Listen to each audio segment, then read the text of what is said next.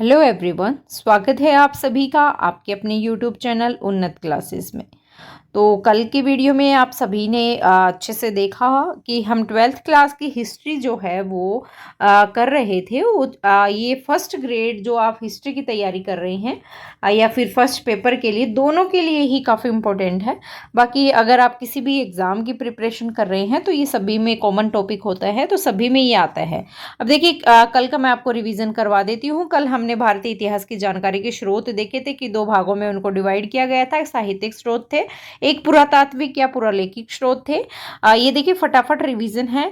तो इसमें हमने क्या देखा था, कल की वीडियो में जो देखा था हमने, आप देखिए जो साहित्यिक स्रोत है उनको कितने तीन भागों में डिवाइड किया गया था।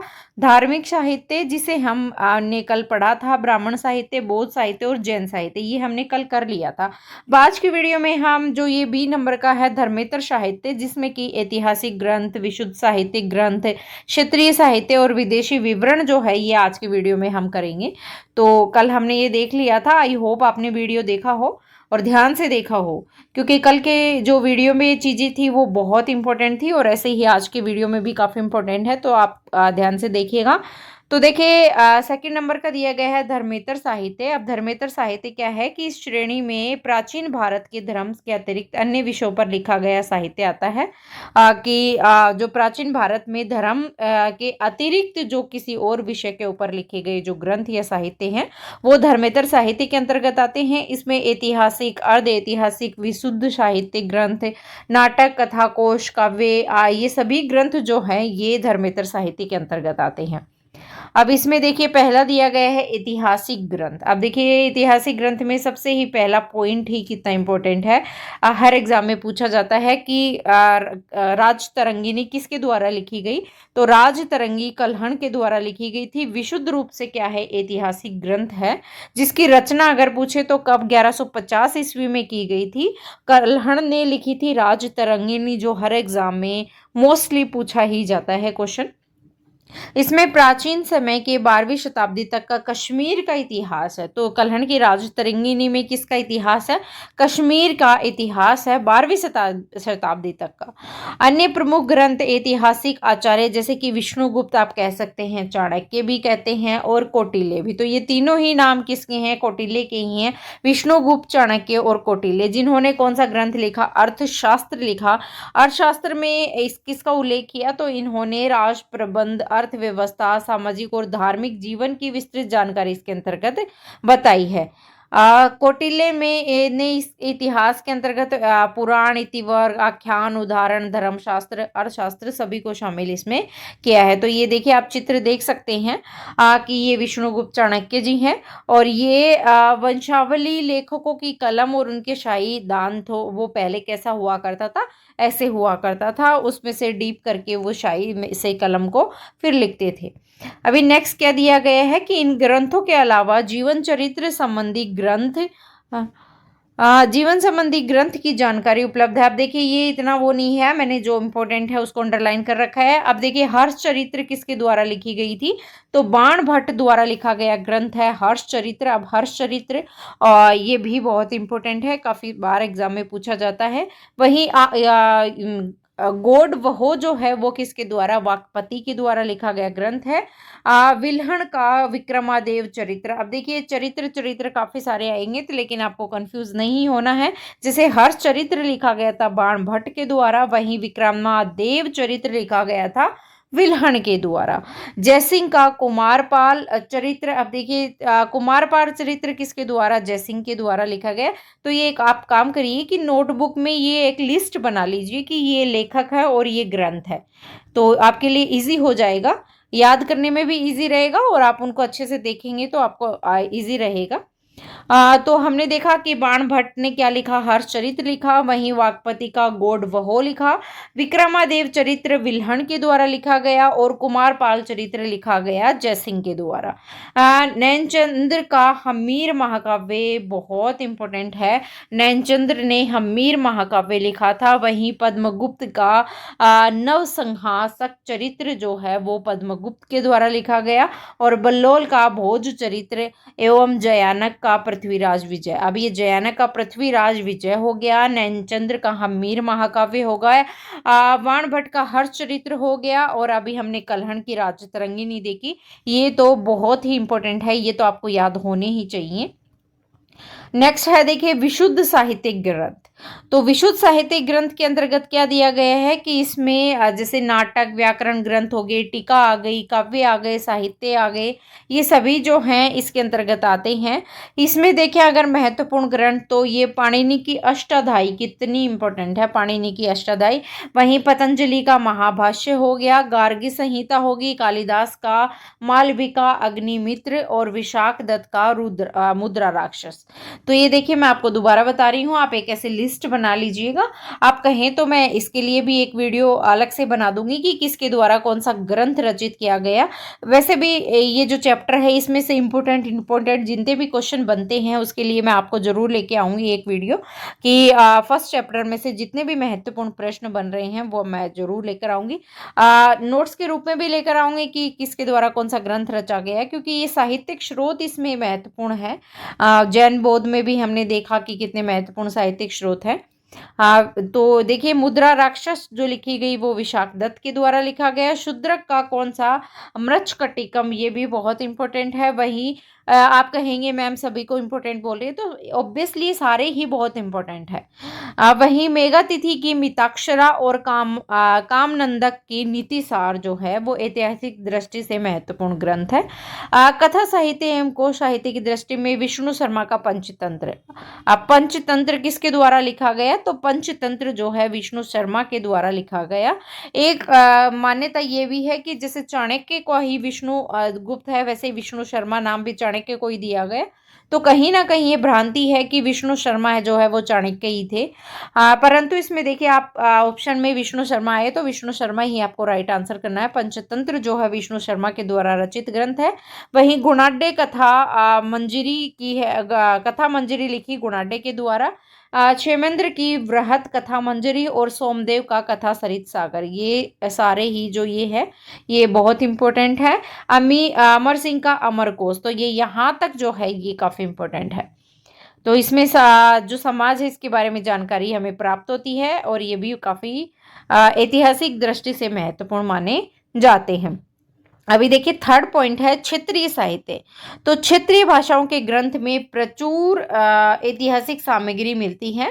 प्राचीन तमिल साहित्य जिसमें संगम साहित्य कहा जाता है, तो तमिल साहित्य कौन सा, संगम साहित्य कहलाता है तमिल साहित्य।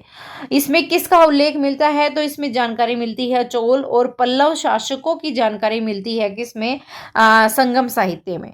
इसके बारे में जानकारी इसमें मिलती है। इस साहित्य के प्रणेता अगर पूछे तो कौन है, अगस्त्य ऋषि जो है वो संगम साहित्य के प्रणेता माने जाते हैं और इसमें चोल शासक और पल्लव शासकों के बारे में जानकारी प्राप्त होती है। तेलुगु ग्रंथ दुर्जटी द्वारा लिखित कृष्णदेवराय विजयनगर राज्य के शासक कृष्णदेवराय की उपलब्धियों की जानकारी इसमें प्राप्त होती है।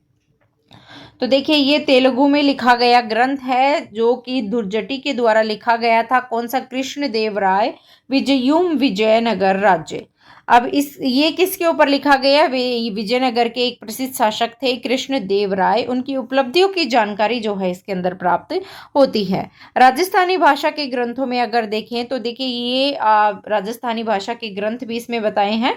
जैसे पृथ्वीराज रासो है वो चंद्र बरदाई के द्वारा लिखा गया। कानड़देव प्रबंध पद्मनाभ के द्वारा। वहीं राव जैतसिरो छंद जो है वो बिठू सुजा के द्वारा रचित है। और सूर्यमल मिश्रण का वंश भास्कर भी किसके द्वारा, सूर्यमल मिश्रण के द्वारा लिखा गया ग्रंथ है। वहीं नैन्सी द्वारा लिखा गया नैन्सीरी ख्यात। बांकीदास की ख्यात, ये सभी क्या हैं, बहुत प्रसिद्ध है। अब देखिए बांकीदास की ख्यात और नैन्सीरी ख्यात दोनों ही किसके द्वारा लिखी गई, नैन्सी द्वारा ही लिखी गई थी। तो अगला देखिए विदेशी विवरण साहित्य दिया गया, इसमें कुछ इतना इंपॉर्टेंट। नेक्स्ट देखिए यूनानी साहित्य दिया गया है। तो यूनानी लेखकों के द्वारा जैसे कि कौन कौन इंपॉर्टेंट है, जैसे टेरियस, हेरोडोटस हो गए, नियाकर्स हो गए, वहीं एरिस्टोब्यूलस हो गए, आर्निक्रिट्स हो गए, स्ट्रेबो, एरियन, स्काई, लेक्स, ये सभी बहुत प्रमुख यूनानी लेखक हैं। अब देखिए सबसे प्रमुख अगर देखें यूनानी लेखक तो जैसे मेगस्थनीज है, वो चंद्रगुप्त के दरबार में आए थे, राजदूत थे, और इनके द्वारा लिखी गई पुस्तक थी इंडिका। वो बहुत ही प्रसिद्ध बुक है। यूनानी विवरणों में चंद्रगुप्त मौर्य के प्रशासन, समाज और उनकी आर्थिक स्थिति के बारे में जानकारी इसमें प्राप्त होती है। वहीं अगर और यूनानी साहित्य देखें तो उसमें टोलमी का भूगोल हो गया, प्लिनी दी एल्डर की नेचुरल हिस्ट्री हो गई, प्लिनी दी एल्डर की कौन सी, नेचुरल हिस्ट्री। वहीं एरिस्टोब्यूलस की हिस्ट्री ऑफ द वॉर हो गई, स्ट्रेबो का भूगोल हो गया, ये बहुत ही उल्लेखनीय है। वहीं पेरीप्लस ऑफ द एरिथ्रियन सी पुस्तक में बंदरगाहों व व्यापार का विस्तृत विवरण इसमें मिलता है। तो देखिए ये कौन सा यूनानी साहित्य था। अभी चीनी साहित्य देख लेते हैं। इसमें चीनी यात्रों में जैसे फाइयान हो गए, सुंगयोन हो गए, हिनसांग हो गए, इतिसिंग, ये सभी चीनी यात्री भारत आए थे। फाइयान जो है वो चंद्रगुप्त सेकंड के दरबार में आए थे। चंद्रगुप्त सेकंड के समय अगर देखें तो 399 से 414 ईस्वी भारत आए थे। कौन आए थे? फाइयान। तो फाइयान चंद्रगुप्त सेकंड के दरबार में भारत आए थे। और हेनसोंग को क्या कहा जाता है? तो ये एग्जाम में पूछा गया क्वेश्चन है कि यात्रियों का राजकुमार किसे कहा जाता है? तो हेनसोंग को जो है यात्रियों का राजकुमार कहा जाता है। ये देखिए हर एक लाइन बहुत इंपॉर्टेंट है, प्लीज उसको ध्यान से आप पढ़िएगा। उसमें नालंदा विश्वविद्यालय में शिक्षा ग्रहण की थी किसने? हेनसोंग ने। जब हर्षवर्धन के राज्यकाल में 629 ईस्वी से 644 ईस्वी में भारत आया था तो उसने अपनी पुस्तक लिखी थी सीयू की। तो हेनसोंग की बुक कौन सी हो गई? सीयू की। और किसके दरबार में आए थे? हर्षवर्धन के शासनकाल। जैसे आप ट्रिक भी लगाएं तो है से हर्षवर्धन, है से हेनसोंग। तो हर्षवर्धन के शासनकाल में आए थे हेनसोंग। 629 ईस्वी से 644 ईस्वी में आए थे और इन्होंने नालंदा विश्वविद्यालय में शिक्षा ग्रहण की थी। बुक का नाम है सीयू की। तो इसमें क्या है? समकालीन इतिहास का वर्णन इन्होंने किया था। वहीं इतिसिंग अगर देखें तो 7वीं शताब्दी के उत्तरार्ध में जैसे 672 से 688 ईस्वी तक भारत का इन्होंने भ्रमण किया था। इस नालंदा विक्रमशिला विश्वविद्यालय के साथ ही भारतीय संस्कृति व समाज की जानकारी भी इसमें प्राप्त होती है। तो ये चीनी यात्री जो भारत आए थे इन्होंने अपना विवरण प्रस्तुत किया है। अभी देखिए तिब्बत वृत्तांत में अगर देखें तो तिब्बत वृत्तांत में तारानाथ द्वारा रचित केंग्यूर और तंग्यूर ग्रंथों को उपयोगी माना जाता है। तो ये केवीएस में भी इसमें डायरेक्ट क्वेश्चन पूछे जाते हैं। जैसे कि अभी ये देखिए एक तो कृष्ण देव राय वाला अभी पीछे मैंने आपको बताया था वो क्वेश्चन पूछा गया था। ये सीयू की पूछा गया था। तो इसमें से काफी सारे क्वेश्चन है वो केवीएस एनवीएस में भी पूछे जाते हैं। तो ये सभी के लिए इंपॉर्टेंट है। वहीं अगर देखिए कंग्यूर तंग्यूर भी पूछा गया था कि तारानाथ द्वारा रचित है। वहीं अरबी यात्री और भूगोलवेताओं ने भी भारत के संबंध में जानकारी दी थी। मसूदी की बुक कौन सी है? मिडास ऑफ गोल्ड में भारत का विवरण दिया और लिखा है कि भारत का राज्य स्थल व समुद्र दोनों पर था। मतलब भारत इतना बड़ा है कि स्थल पर नहीं, समुद्र पर भी भारत है। सिंध के इतिहास चचनामा में तथा सुलेमान नबी की पुस्तक सिलसिलात उल तवारिख में पाल प्रतिहार शासकों के बारे में इन्होंने लिखा है। अरबी लेखकों में अल बरूनी ने तारीख ए हिंद सबसे महत्वपूर्ण मानी जाती है। अरबी लेखक है कौन? अल बरूनी, जिनकी पुस्तक है तारीख ए हिंद जो सबसे महत्वपूर्ण मानी जाती है इन ग्रंथों में। जिसने कौन सी भाषा में? संस्कृत भाषा में इसे लिखा है। और अपनी पुस्तक को इन्होंने तवारिख उल हिंद में भारतीय समाज और संस्कृति के बारे में इन्होंने लिखा है। तो ये देखिए आपने देखा तिब्बत वृत्तांत हो गया, चीनी वृत्तांत हो गया, यूनानी वृत्तांत हो गया। अभी इतिहास वंशावली भी हम आज ही कर लेते हैं। इतिहास के स्रोत में वंशावलियां दी गई हैं। वंशावलियों में देखिए क्या क्या मिलता है कि इसमें सामाजिक, ऐतिहासिक, आर्थिक घटनाओं के बारे में जानकारी प्राप्त होती है। वंशावली क्या होती है? तो वंशावली लेखकों के रूप में बड़वा, जागा, रावजी, भाट, ये सभी जातियों के द्वारा तीर्थ पुरोहित, पंडे, बारोट आदि प्रमुख जो होते हैं वो इनके द्वारा वंशावलियां बांची जाती है। ऐतिहासिक वंशावलियां के निम्न पॉइंट होते हैं। तो वंशावलियां देखिए जो इसमें रिकॉर्ड होता है वंशावलियों में आपकी पीढ़ी दर पीढ़ी कितनी पीढ़ियां चली गई, कितनी पीढ़ियां मतलब सभी के नाम इसमें दिए होते हैं। जैसे हरिद्वार जाते हैं तो वो पांडा लोग होते हैं, उनके पास वंशावलियां होती हैं सभी की, कि इस पीढ़ी के कितने मतलब कौन सी पीढ़ी ये चल रही है, तो वो बताते हैं उनसे जब पूछते हैं तो इसमें भारतीय साक्ष्य अधिनियम 1872 के अनुसार वंशावलियां यानी बहियां हैं वो सुसंगत न्यायिक तथ्य के रूप में स्वीकार की गई, क्योंकि वंशावलियों से इतिहास की जानकारी प्राप्त होती है, पीढ़ियों की जानकारी प्राप्त होती है कि कितने वंश जो हैं वो कौन सा वंश अभी चल रहा है। जगदीश प्रसाद बनाव सरवन कुमार AIR 2003 P&H मामले में न्यायालय ने पंडों की बहियों में की गई प्रविष्टियों को साक्ष्य के रूप में ग्राह्य माना था। तो देखिए ये वंशावलियां भी बहुत इंपॉर्टेंट है, ये भी मतलब जब कोर्ट ने ही इसको स्वीकार कर लिया है तो हमें तो पता ही रहा है कि वंशावलियों से पूर्वजों की जानकारी हमें प्राप्त होती है।